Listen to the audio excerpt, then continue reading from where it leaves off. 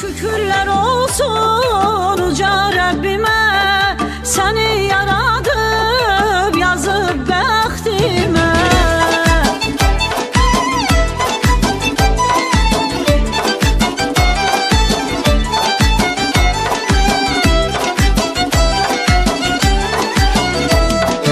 Eşqindən olmuş bəxtəvər könlüm əzizim, sənə fəda olsun mənim ömrüm əzizim.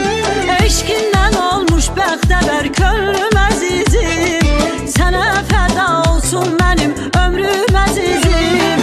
Şükürlər olsun uca Rəbbimə, səni yaradıb yazıb bəxtimə.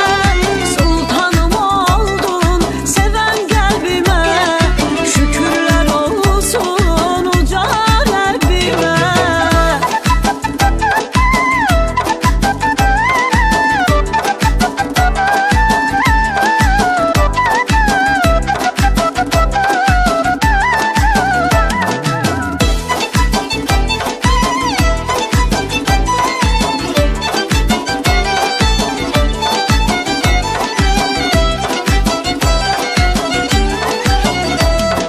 Sən olmasan eşkim mənim üzüm gülərmi?